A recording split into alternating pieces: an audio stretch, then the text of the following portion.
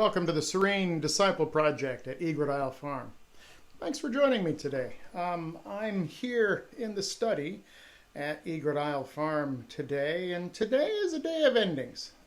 We have been working our way through the Thomas Merton poem that has lent this channel its name. The poem is called When in the Soul of the Serene Disciple. It goes like this. When in the soul of the serene disciple, with no more fathers to imitate, poverty is a success. It is a small thing to say the roof is gone. He has not even a house. Stars as well as friends are angry with the noble ruin. Saints depart in several directions. Be still. There is no longer any need of comment. It was a lucky wind that blew away his halo with his cares, a lucky sea that drowned his reputation. Here you will find neither proverb nor memorandum. There are no ways, no methods to admire, where poverty is no achievement. His God lives in his emptiness like an affliction. What choice remains? Well, to be ordinary is not a choice. It is the usual freedom of men without visions.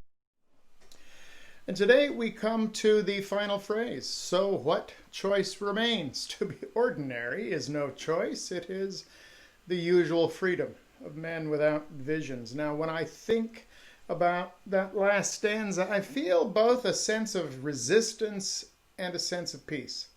The resistance is, I think, the lingering youthful desire to prove myself, to demonstrate that I'm different, that I'm special, that I'm deserving of attention.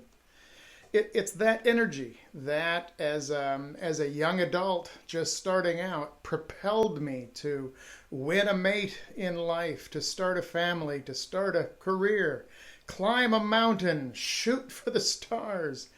That tremendous energy was, at the time, necessary to overcome the gravity of my childhood, during which I was totally dependent on others, and accelerate into the orbit of my own life. Without that energy, I'd never have left home. If my parents were alive, I might still be living in their basement, expecting my laundry to keep appearing clean and folded at the foot of my bed. I'm thinking here of the movie Failure to Launch. Not me. I couldn't wait to launch. As I've mentioned in other videos, I have my whole life mapped out, and it was a future of daring deeds and great adventure. It was a thrilling ride, not as far or as fast as I had envisioned when I was 18, and I felt the ride beginning, but not a bad ride to orbit either. But to continue with the press to orbit metaphor, the point of that huge first stage is that it does its job and falls away.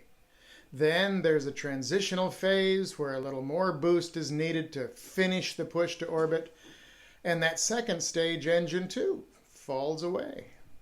And what follows is the silent, weightless, coasting free fall of orbit. The roar is gone. The feeling of being pressed back into the seat goes away. If one's life has been all about the exhilaration of the ride up, then the ride seems to be over.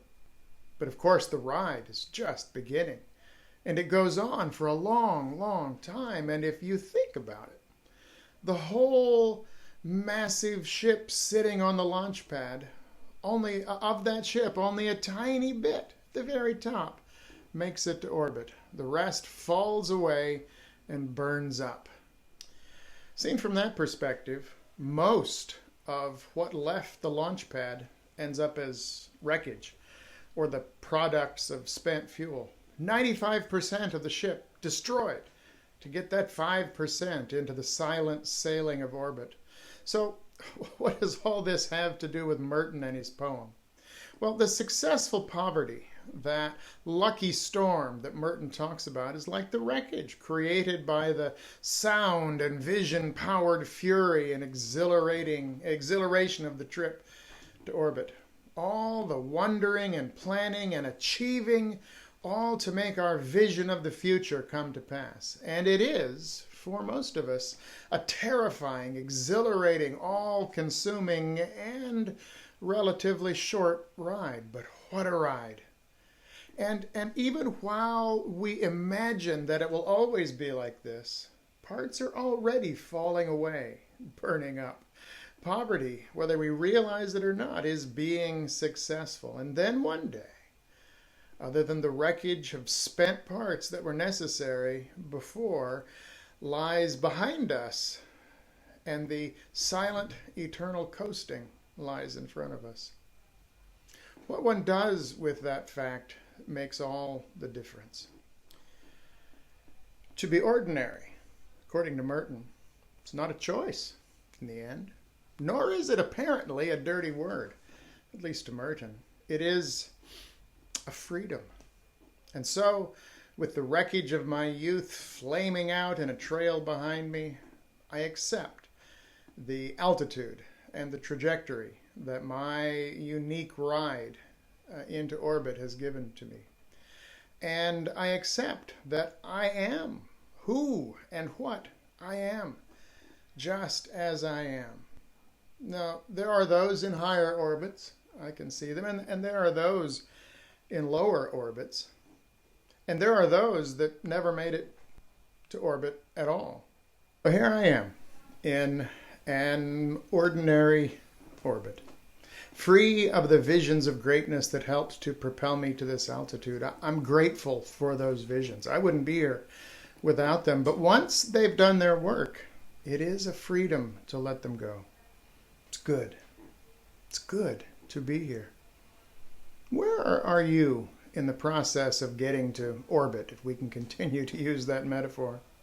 What has already done its job in your life and dropped away? Are you trying to hold on to something once valuable but now only serves to drag you down? Are you at the beginning of the wondrous, silent freefall of this stage of life, thinking that the trip has already ended? Well, something to think about. We'll see you next week.